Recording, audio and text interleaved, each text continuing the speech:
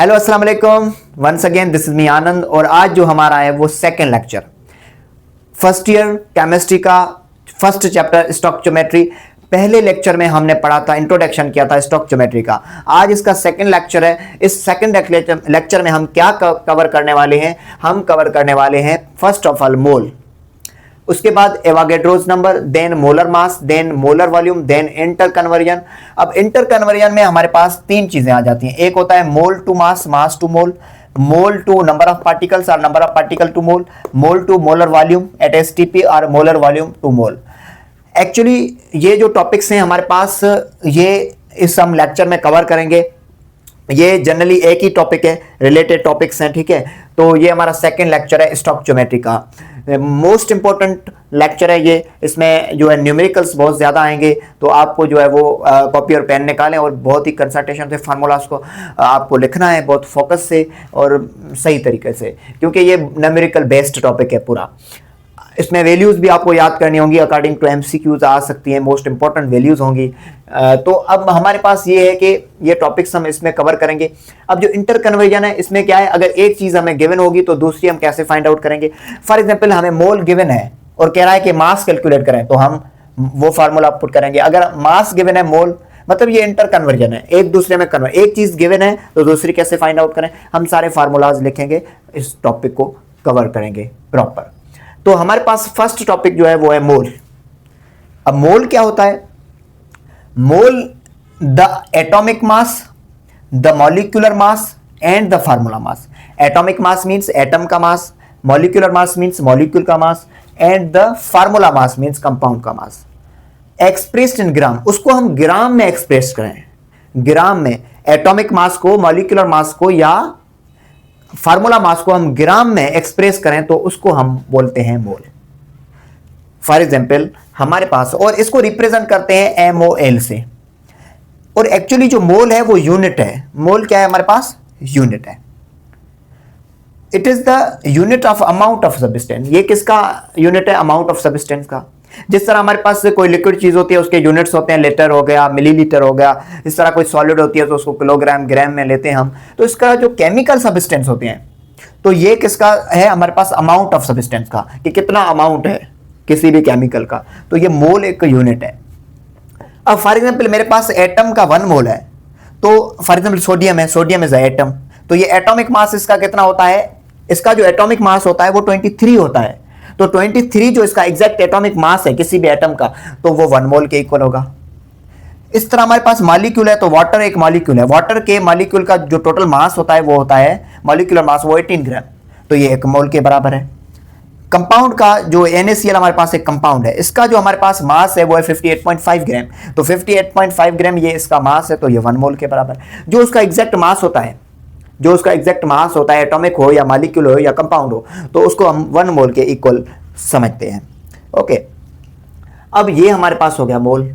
मोल के बाद आता है हमारे पास Avogadro's number. Avogadro, actually Avogadro is a scientist. तो एवोगाड्रो ने एक नंबर बताया कि वो नंबर क्या था? The numbers of ions, atoms, molecules or formula units. The number of ions के नंबर, एटम्स के नंबर, मॉलिक्यूल्स के नंबर या हमारे पास formula units present in 1 mole. 1 mole के अंदर कितने नंबर ऑफ आइंस होंगे? अगर किसी भी आयन का 1 मोल है तो उसके अंदर कितने नंबर ऑफ आइंस होंगे? अगर किसी भी एटम का 1 मोल है तो उसमें कितने नंबर ऑफ एटम्स होंगे? अगर किसी भी मॉलिक्यूल का अगर 1 मोल है तो उसमें कितने मॉलिक्यूल्स होंगे? अगर किसी भी कंपाउंड का एक 1 मोल है तो उसमें कितने फार्मूला यूनिट्स होंगे? कंपाउंड में क्या होते हैं? Formula units. अब हमारे पास जो नंबर है, एवोगाड्रो ने बताया कि किसी भी सब्सटेंस का अगर 1 मोल है तो उसके अंदर 6.02 इंटू 10⁻23 एवोगाड्रो नंबर या पार्टिकल्स होंगे। अगर 1 मोल हमारे पास, अब यहां पे एग्जांपल है, अब 1 मोल के इतने नंबर के बराबर होता है। 1 मोल किसके बराबर होता है? 6.02 इंटू 10⁻23 पार्टिकल के, एवोगाड्रो के नंबर बराबर होता है। अब वो किसी भी सब्सटेंस का 1 मोल हो, बट वो बराबर इस वैल्यू के होगा, it is a constant value. तो जिस तरह हम कहते हैं, हम हमारी कॉमन लैंग्वेज में जिस तरह हम कहते हैं कि 1 डजन किसी का भी हो, 1 डजन, अब 1 डजन किसी का भी हो, उसमें 12 नंबर्स होंगे। अगर बनाना का 1 डजन है तो भी उसमें 12 होगा, एग्स का 1 डजन है तो उसमें 12 एग हो। तो 1 मोल भले आयन का हो, एटम का हो, मॉलिक्यूल का हो, उसमें इतने ही नंबर होंगे।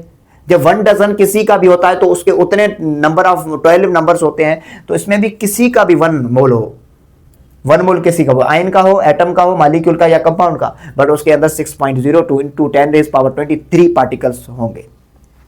अब एग्जाम्पल हम ले लेते हैं कि 1 मोल ऑफ क्लोरीन, एक आयन है, चार्ज है इस पे, आयन है, तो इस क्लोरीन का 1 मोल है, तो इसका मतलब है कि इसके अंदर कितने आयन्स होंगे? क्लोरीन का 1 मोल है तो इसके अंदर कितने आयन्स होंगे? टोटल 6.02 इंटू 10⁻23 आयन्स होंगे। अगर 1 मोल हमारे पास सोडियम एटम का है, अब एटम आ गया तो जाहिर है, जिस तरह हम कह रहे थे कि 1 डजन बनाना का है तो उसमें 12 बनाना है, 1 डजन अगर एक का है तो उसके अंदर 12 एग, 1 डजन अगर, अब 1 मोल अगर आयन का है तो उसके अंदर इतने आयन्स, अगर 1 मोल एटम का है तो उसके अंदर इतने एटम्स होंगे। अगर हमारे पास ऑक्सीजन एक मॉलिक्यूल है, अगर 1 मोल है ऑक्सीजन का, तो इसका मतलब है कि इसके अंदर भी इतने ही मॉलिक्यूल्स होंगे, 6.02 इंटू 10⁻23। अगर हमारे पास 1 mole of calcium carbonate, it is a compound, तो कंपाउंड है तो इसके अंदर कितने फार्मूला यूनिट्स होंगे? 6.02 into 10⁻23। Are you getting my point? So this is a mole and Avogadro number. Mole and Avogadro number, 1 mole is equal to 6.02 into 10⁻23 particles. हम particles commonly मतलब एक वर्ड यूज करते हैं सबके लिए, पर अगर वो आयन का है तो उतने आयन्स होंगे, एटम का तो उतने एटम्स, मॉलिक्यूल का तो उतने मॉलिक्यूल्स, कंपाउंड का तो उतने फार्मूला यूनिट्स होंगे। ओके, अब हमारे पास दूसरा है, जो नेक्स्ट हमारा टॉपिक है, ये हमने कवर किए, ये है मोलर मास। नाउ तो मोलर मास क्या है कि mass of 1 mole of any substance, 1 मोल किसी भी सब्सटेंस का 1 मोल हो, फिर वो उसका जितना मास होता है वो उसको हम कहलाता है मोलर मास। फॉर एग्जाम्पल हमारे पास ग्लूकोज है, ग्लूकोज का आप मास कैलकुलेट करेंगे ना, तो ये इसका आता है 180 ग्राम। 1 मोल का इसका मास कितना है? 180 ग्राम है, तो ये मोलर मास है। किसी का भी 1 मोल है, फॉर एग्जाम्पल यहां पे सोडियम का 1 मोल है, तो सोडियम के 1 मोल का मास 23 है, तो ये मोलर मास भी इसको कहेंगे। पर अगर सोडियम के 2 एटम हो जाएंगे, 2, तो ये डबल हो जाएगा मास।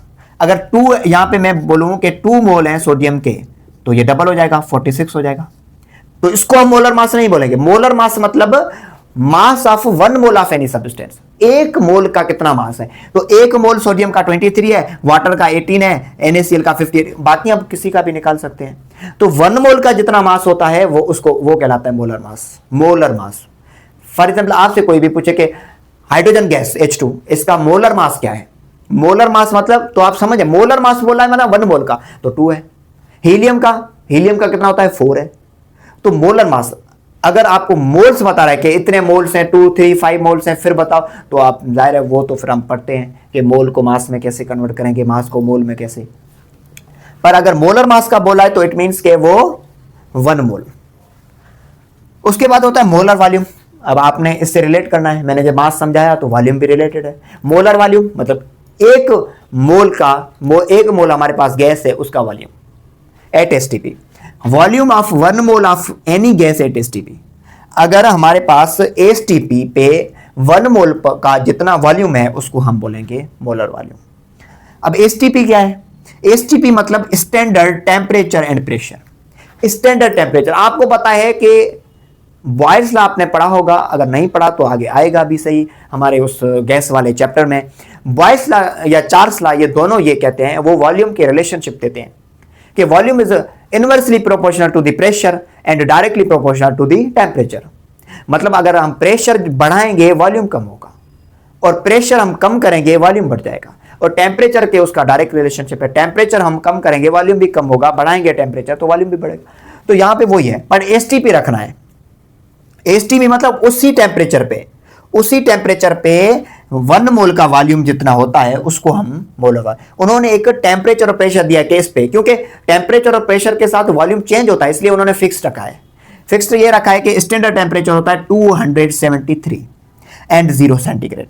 273 केल्विन में है, 0 सेंटीग्रेड इसमें सेल्सियस में हमारे पास, तो ये बराबर यूनिट है। ओके, तो आप दोनों में ले सकते हैं। उसके बाद जो प्रेशर है वो 1 ATM होता है, पर उसको कन्वर्ट करेंगे अदर यूनिट्स में, जैसे कि हमारे पास ग्राम है तो उसको किलोग्राम में कन्वर्ट कर सकते हैं।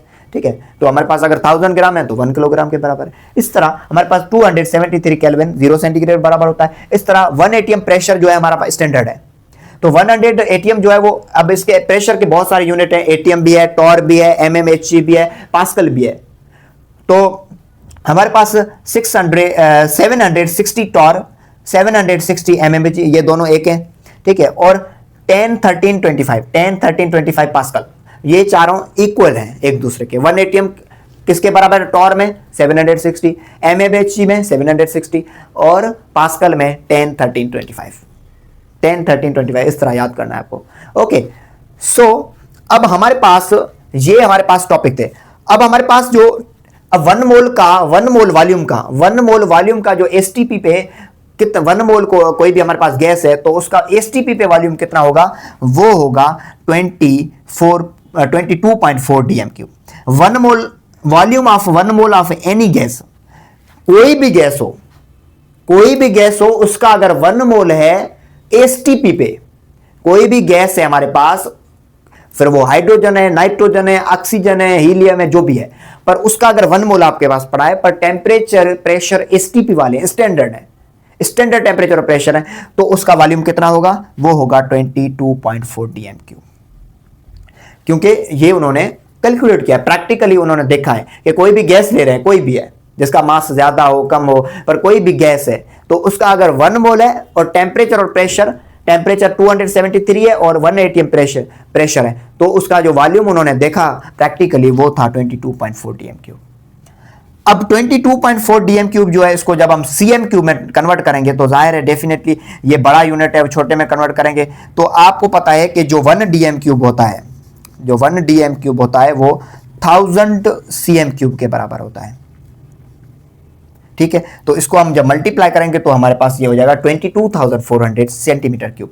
अब डीएम क्यूब और लीटर बात सेम है, सीएम क्यूब और मिलीलीटर बात सेम है, इसमें कंफ्यूज नहीं होना है, क्योंकि ये जो है डीएम क्यूब सीएम क्यूब भी वॉल्यूम के यूनिट हैं और लीटर और एमएल भी वॉल्यूम की यूनिट, और बात सेम है।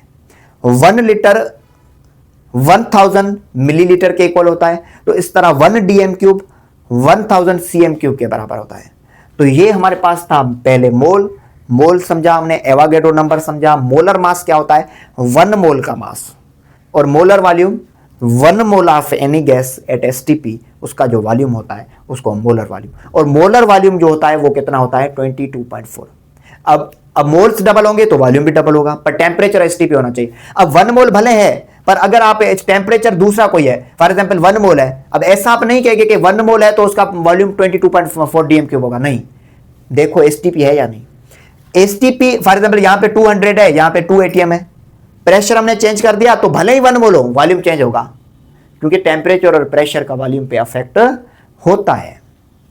So this is the chemistry of the volume, Avogadro number, molar volume, molar mass. So अब हमारे पास ये भी हमने कवर किया, ये भी कवर किया। अब जो हमारे पास जो दूसरा टॉपिक है वो है इंटर कन्वर्जन। अब हमारे ये थोड़ा थ्योरेटिकल बेस्ड था, इसमें वैल्यूज भी थी। अब जो हमारे पास टॉपिक है वो है मोल अगर गिवन हो, न्यूमेरिकल करेंगे, पहले तो इनके फार्मूलाज लिखेंगे, फिर न्यूमेरिकल्स करेंगे कि अगर मोल आपके पास गिवन है तो फिर मास कैसे फाइंड आउट करेंगे, मोल आपके पास गिवन है, नंबर ऑफ पार्टिकल कैसे फाइंड आउट करेंगे, मोल आपके पास गिवन है, वॉल्यूम कैसे फाइंड आउट करेंगे एसटीपी पे, और इनको भी आप मोल में कन्वर्ट कर सकते हैं। अब जो हमारे पास क्या है? Conversion of units. हमारे पास 3 कन्वर्जन ऑफ यूनिट्स है। सबसे पहले ये है कि मोल को मास में किस तरह कन्वर्ट करेंगे और मास को मोल में। दूसरा हमारे पास है अगर मोल्स गिवन है तो नंबर ऑफ पार्टिकल्स कैसे कैलकुलेट करेंगे, अगर नंबर ऑफ पार्टिकल्स गिवन है तो मोल्स कैसे कैलकुलेट करेंगे। तीसरा हमारे पास है कि मोल्स अगर गिवन है तो मोलर वॉल्यूम कैसे कैलकुलेट करेंगे, अगर मोलर वॉल्यूम गिवन है तो मोल्स कैसे कैलकुलेट करेंगे। ये 3 हमारे पास कन्वर्जन ऑफ यूनिट्स हैं जिसको एक दूसरे में हम कन्वर्ट किस तरह करेंगे। तो हमारे पास टोटल बनेंगे 6 फार्मूलाज। वो 6 फार्मूलाज ऐसे इंपॉर्टेंट फार्मूलाज हैं, अगर वो आपने याद कर लिए तो कोई भी इन प्रॉब्लम में 6 प्रॉब्लम में कोई भी आएगा तो आप कर लेंगे। अब हमारे पास 3 कन्वर्जन है, बस इसके फार्मूलाज 6 बनेंगे। अगर आप मैथमेटिकल ट्रिक अप्लाई करोगे तो आपको इतनी याद करने की जरूरत नहीं है, सिर्फ लॉजिक अप्लाई करना है। अब देखें हमारे पास मोल्स को किस तरह कन्वर्ट करेंगे। अगर हमारे पास मास गिवन है तो मोल्स का फार्मूला क्या बनेगा, और अगर हमारे पास मोल्स गिवन है तो मास का क्या बनेगा। हमारे पास यहां पे क्या है, मोल्स हम कैलकुलेट कर रहे हैं, मतलब मास गिवन है, तो क्या होगा, moles is equal to given mass. Given mass मतलब जो प्रॉब्लम में मास गिवन है, हम पढ़ेंगे ना स्टेटमेंट प्रॉब्लम की, न्यूमेरिकल की, तो उसमें जो गिवन मास है उसको हम बोलते हैं गिवन मास। और मोलर मास में किस कंपाउंड का मास, किस मॉलिक्यूल का, किस एटम का मास कैलकुलेट करना है, तो उसका जो 1 मोल का मास है वो हम जो है वो रखेंगे, उसको बोलते हैं मोलर मास। मोलर मास मैंने इस लेक्चर में ही आपको बताया है कि मोलर मास क्या है, 1 मास ऑफ 1 मोला, किसी भी 1 मोल का मास उसको हम मोलर मास बोलते हैं। तो मोल का फार्मूला क्या बनेगा, अगर मोल्स हमें कैलकुलेट करने तो given mass upon molar mass. और मैथमेटिकली आपको पता है कि अगर हम मास कैलकुलेट करेंगे तो ये मोलर मास यहां पे क्या हो रहा है, डिवाइड, इज इक्वल टू की उस साइड जाएगा तो मल्टीप्लाई। तो अगर मास आपको कैलकुलेट करना है, मोल्स गिवन है, मास कैलकुलेट करना है, तो मास का फार्मूला क्या बनेगा, mass is equal two moles multiply by molar mass. तो ये 2 फार्मूला बन गए, मतलब एक फार्मूला से आप दूसरा बना सकते हैं या दोनों को याद करें, आपको जैसे इजी लगे। ठीक है, तीसरा फार्मूला, हमारा दूसरा फार्मूला ये है कि मोल्स और नंबर ऑफ पार्टिकल के बीच में कन्वर्जन है, कि अगर हमारे पास नंबर ऑफ पार्टिकल्स गिवन है कि इतने नंबर ऑफ पार्टिकल्स हैं, इतने नंबर ऑफ पार्टिकल्स हैं, फॉर एग्जांपल मैं आपको बोलूं कि मेरे पास जो है वो 20 जो है वो एग्स हैं, 20 एग्स हैं, तो उसमें कितने डजन होंगे, डेफिनेटली 2 डजन। ठीक है, तो इस तरह अगर इतने नंबर ऑफ पार्टिकल्स गिवन है तो उसमें कितने मोल्स होंगे, तो नंबर ऑफ पार्टिकल्स अगर गिवन होंगे तो मोल्स का फार्मूला क्या बनेगा, moles is equal to number of particle divided by Na। What is Na? Na is Avogadro number, और एवोगैड्रो नंबर की जो वैल्यू है वो कांस्टेंट है 6.02 into 10⁻23। हर फार्मूला में Na लगेगा और Na की ये वैल्यू है 6.02 into 10⁻23। ओके, तो ये फार्मूला एक बन गया। दूसरा, अगर आपको मोल्स गिवन हो और नंबर ऑफ पार्टिकल कैलकुलेट करने हो, मतलब फॉर एग्जाम्पल मैं अगर उस तरह एग्जाम्पल में बताऊं कि आपको डजन गिवन हो और आपको बताए कि अगर 3 डजन है, अगर 3 डजन है तो उसमें कितने अगर एग्स होंगे, for example 3 dozen of eggs है तो उसमें 36 होंगे। तो इस तरह अगर यहां पे आपके पास मोल्स गिवन है तो नंबर ऑफ पार्टिकल किस तरह होंगे, तो मोल्स, तो आप क्या करेंगे, number of particle is equal two moles जितने भी गिवन होंगे न्यूमेरिकल में, वो लिखा होगा न्यूमेरिकल में, न्यूमेरिकल की स्टेटमेंट पढ़ेंगे उसमें लिखा होगा कि इतने मोल्स हैं, नंबर ऑफ पार्टिकल कितने होंगे, तो मोल्स को मल्टीप्लाई करो Na इज अ कांस्टेंट। ये याद रखना है, ये गिवन नहीं होगा, क्योंकि आपको पता होना चाहिए कि फार्मूला में रिक्वायरमेंट है और वो क्या है, कांस्टेंट है, and you have to memorize the value, you have to remember the value। okay, so ये अब दूसरा हमारे पास जो तीसरा जो हमारे पास है वो क्या है, मोल टू मोलर वॉल्यूम और मोलर वॉल्यूम टू मोल। अब हमारे पास अगर वॉल्यूम गिवन है किसी भी गैस का एसटीपी पे, और एसटीपी को मैंने इस लेक्चर में इतना डीपली समझाया है, तो अब हमारे पास एसटीपी आपको आई होप समझ में आ गया होगा। एसटीपी पे तो मोलर वॉल्यूम मीन्स किसी भी गैस के 1 मोल का वॉल्यूम एट एसटीपी, उसको बोलते हैं मोलर वॉल्यूम। तो मोलर वॉल्यूम अगर आपके पास गिवन है तो मोल्स कैसे, जो मोलर वॉल्यूम गिवन होगा स्टेटमेंट में उसको डिवाइड, गिवन वॉल्यूम जो होगा उसको आप मोलर वॉल्यूम। अब मोलर वॉल्यूम कितना होता है, ये भी नंबर ऑफ पार्टिकल की तरह क्या होता है, कांस्टेंट होता है, ये भी क्या है, कांस्टेंट है। और वो कितना होता है एसटीपी पे मोलर वॉल्यूम 22.4, मतलब जितना वॉल्यूम आपको गिवन हो ना उसको डिवाइड करो 22.4 डीएम³ से, आपके पास आ जाएगा। बट आपको याद रखना है कि जितना आपका, जिस भी यूनिट में आपका वॉल्यूम गिवन हो उसी यूनिट में आपको ये रखना है या उसको कन्वर्ट करना है, क्योंकि ये अगर डीएम³ में तो आपका वॉल्यूम भी डीएम³ में होना चाहिए। अगर ये सीएम³ में होगा तो आपका वॉल्यूम भी सीएम³ में, अगर आपका वॉल्यूम सीएम³ में, ये तो डीएम³ में है, तो आप सीएम³ को डीएम³ में चेंज करेंगे। अब मैंने आपको समझाया है कि 1 डीएम³ बराबर होता है 1000 सीएम³ के। ओके, और अगर आप, और ये पे हमारे पास मोलर वॉल्यूम कितना होता है एसटीपी पे 22.4 डीएम³, ये भी कांस्टेंट है। इसको फार्मूला इस तरह भी बना सकते हो, गिवन वॉल्यूम डिवाइडेड बाय 22.4 या मोलर वॉल्यूम बाद से में। ओके, नेक्स्ट अगर आपके पास मोल्स जो है वो गिवन हो और बोले वॉल्यूम कितना होगा, तो आप सिंपल क्या करेंगे, ये यहाँ पे डिवाइड हो रहा है, इधर आएगा मल्टीप्लाई, तो ये क्या होगा, moles multiply by molar volume, तो आपके पास क्या हो जाएगा, वॉल्यूम। तो वॉल्यूम को हम V से रिप्रेजेंट करते हैं, मोल्स को N से करते हैं, ये एक शॉर्ट फॉर्म है, शॉर्ट ट्रिक्स है, मतलब कि इनकी सेम रिप्रेजेंटेशन है। वॉल्यूम को ये मैंने वर्ड्स में लिख दिया है, बट फार्मूला इस तरह भी हो सकता है कि वॉल्यूम N मल्टीप्लाई बाय 22.4 डीएम³, ये कांस्टेंट है, ठीक है, इसको हम बोलते हैं molar volume. N means moles, V means volume, तो इस तरह आपको, तो ये 6 फार्मूला आपके पास बन गए। जो भी आपको कैलकुलेट पूछेगा कि ये कैलकुलेट करें, ये फाइंड आउट करें, तो उसका फार्मूला आपको डालना है, ठीक है। अब फार्मूला समझ में आ गए, अब इसके हम अप्लाई करते हैं, न्यूमेरिकल्स पे अप्लाई करते हैं, किस तरह, जो मैं समझा रहा था कि इस तरह अप्लाई करना है, पर हम यहाँ पे प्रैक्टिकली करते हैं कि किस तरह जो है वो आप अप्लाई करेंगे। तो सबसे पहले हमारे पास क्या है, मोल टू मास वाला है, सिंपल है। How many moles are in 16 gram of oxygen gas. Oxygen gas का 16 ग्राम है, उसमें मोल्स कितने होंगे? ऑक्सीजन गैस का 16 ग्राम है, उसमें मोल्स कितने होंगे?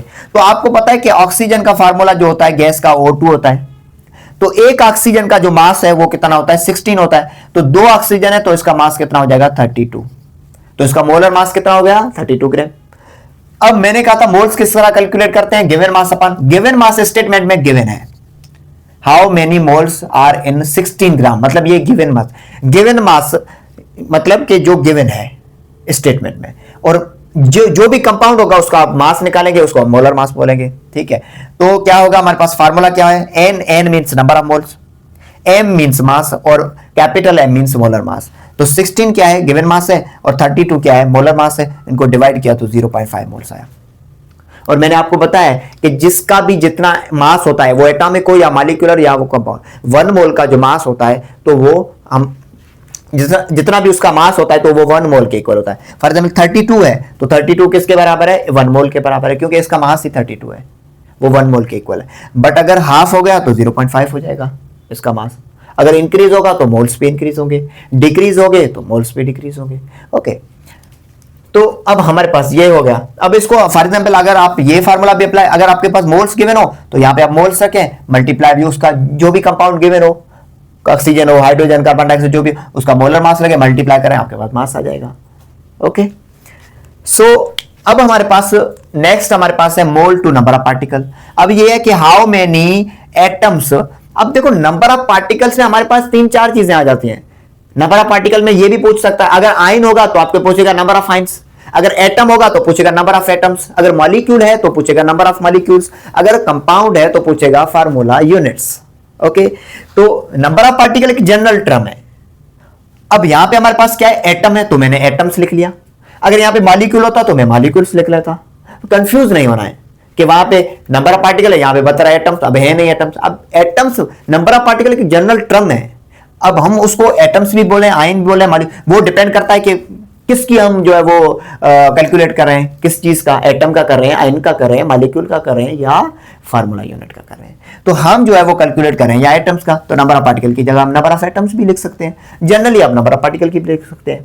Okay, so how many atoms are in 2 moles of sodium atom. Sodium का एक एटम है, उसमें 2 मोल्स उसके गिवन है, तो नंबर ऑफ पार्टिकल कितने होंगे? तो नंबर ऑफ पार्टिकल का फार्मूला ये है, number of particle moles multiply by N है। एन एक कांस्टेंट वैल्यू है 6.02 × 10⁻23। तो नंबर ऑफ पार्टिकल मोल्स कितने हैं? 2 हैं, 2 मोल्स वो गिवन होंगे 2, और यहाँ पे एन ए क्या है? 6.02 × 10⁻23। इसको जब मैं मल्टीप्लाई करूंगा तो ये क्या हो जाएगा? 12.04 × 10⁻23। मतलब मोल्स डबल हुए तो पार्टिकल भी डबल हो गए, कम होगा तो कम हो जाएंगे। ओके, दूसरा हमारे पास इसका ही अपोजिट है। ये हम क्या कर रहे थे? नंबर ऑफ पार्टिकल्स जो हमारे मोल्स हैं, मोल्स को नंबर ऑफ पार्टिकल में, अब नंबर ऑफ पार्टिकल को मोल्स में। ठीक है, तो हमारे पास यहां पे क्या है? How many moles are in 3 point, number of particles हैं, ये नंबर ऑफ पार्टिकल्स हैं। ठीक है, मॉलिक्यूल है तो नंबर ऑफ मॉलिक्यूल्स भी आप बोल सकते हैं, तो इसको हमें मोल्स में कन्वर्ट करना है, तो ये फार्मूला है। अब moles number of particles, number of particle कितने? 3.02 × 10⁻23, और divide by N is a constant 6.02 × 10⁻23। ठीक है, तो अब क्या होगा कि 3.02 और 6.02 को आप डिवाइड करेंगे कैलकुलेटर में तो 0.5 आएगा, मल्टीप्लाई बाय 10। अब ये जो वैल्यू है यहाँ पे डिवाइड में तो सैंपल चेंज हो जाएगी, ऊपर जाएगी, तो ये यहाँ पे डिनोमिनेटर में, ऊपर न्यूमरेटर में जाएगी, पावर में जाएगी, तो ये सैंपल चेंज होगी। अब सैंपल चेंज होगी तो ये क्या होगा? कैंसिल हो जाएंगे। जब ये कैंसिल हो जाएंगे तो हमारे पास सिर्फ 0.5 बचेगा, तो हाफ मोल है। हाफ मोल मतलब कि इसमें तो पार्टिकल की भी क्या है? हाफ है। ठीक है, तो इस तरह इन दोनों प्रॉब्लम आ गई, दोनों कन्वर्जन आ गई। दूसरा हमारे पास है mole to molar volume to mole. Formulas लिखे हुए हैं आपके पास, एक ये फार्मूला है और एक ये फार्मूला है। ठीक है, अब कह रहा है कि what volume does 1.5 moles N2 nitrogen occupy at STP. हमारे पास मैंने आपको बताया कि अगर गैस अगर कोई भी एसटीपी पे है और उसका जो वॉल्यूम है वो कितना होगा? 1 मोल का 22.4 dm³। 1 मोल गैस है और एसटीपी पे है तो उसका जो वॉल्यूम होगा वो कितना होगा? 22.4। फिर अगर हमारे पास जो अगर नंबर ऑफ मोल्स कम या ज्यादा होते हैं एसटीपी पे तो हम मल्टीप्लाई करेंगे 22.4 डीएम क्यूब से। तो हमारे पास पहले क्या है, व्हाट वॉल्यूम डज, मतलब वॉल्यूम कैलकुलेट करना है। क्या करना है, वॉल्यूम कैलकुलेट। तो वॉल्यूम कैलकुलेट करने का फार्मूला क्या है, number of moles multiply bye 22.4 DM cube. तो वॉल्यूम नंबर ऑफ मोल्स कितने हैं, गिवन है 1.5, और जो हमारे पास वॉल्यूम के ये फार्मूला है इसको मोलर वॉल्यूम भी बोलते हैं। तो 1.5 मल्टीप्लाई बाय 22.4 डीएम क्यूब, इसको जब हम करेंगे तो ये कितना आएगा 33.6, क्योंकि मोल्स बढ़े तो वॉल्यूम भी बढ़ेगा एसटीपी पे। हाउ मेनी मोल्स, अब क्या है, मोल्स कैलकुलेट करना है, दोनों फार्मूला हम यूज कर रहे हैं। मोल्स कैलकुलेट करना है, how many moles are in 11.2 DM cube of carbon dioxide. तो अब इसमें कार्बन डाइऑक्साइड गिवन है पर इसमें कोई भी मास का वो चक्कर ही नहीं है, आपको मोल्स है और मोलर वॉल्यूम है, ठीक है। तो मोल्स अब क्या है, ऊपर क्या रखेंगे हम, जो गिवन होगा वॉल्यूम, जो गिवन होगा, गिवन कितना है 11.2, और नीचे क्या रखेंगे डिनोमिनेटर में मोलर वॉल्यूम। मोलर वॉल्यूम कितना होता है आपको पता है, एसटीपी पे 1 मोल का मोलर वॉल्यूम कितना होता है 22.4। तो 22.4 डीएम क्यूब आप रखेंगे और इसको कैलकुलेटर में डिवाइड के डीएम क्यूब चेंज कैंसिल हो जाएंगे, और आप ये इसको डिवाइड करेंगे 11.2 को डिवाइड बाय 22.4 से तो 0.5 मोल आएगा। जाहिर है 22.4 1 मोल का गैस का जो है वो वॉल्यूम होता है एसटीपी पे। तो हमारे पास जो है वो क्या होगा कि अगर 11.5 है उसका हाफ है तो हाफ मोल हो जाएगा। Are you getting my point? If you have any queries you can ask any question in the comment box as well. So ये आज हमारा था मोस्ट इंपॉर्टेंट लेक्चर। इसमें न्यूमेरिकल थोड़े ज्यादा हैं क्योंकि ये न्यूमेरिकल बेस्ड टॉपिक है। ये सेकंड टॉपिक था हमारा फर्स्ट ईयर केमिस्ट्री का, ठीक है। फर्स्ट टॉपिक में हमने स्टोइकोमेट्री जो फर्स्ट पे है, मैंने नंबर भी मेंशन किया है, ये 1 2 3 सीक्वेंस में है, ठीक। वो हमारा introduction of stoichiometry. Second topic हमारा ये था mole, Avogadro number, volume, molar mass, molar interconversion. So ये सारा टॉपिक थे। तो नेक्स्ट वीडियो तक जो है वो अल्लाह हाफिज, थैंक यू सो मच।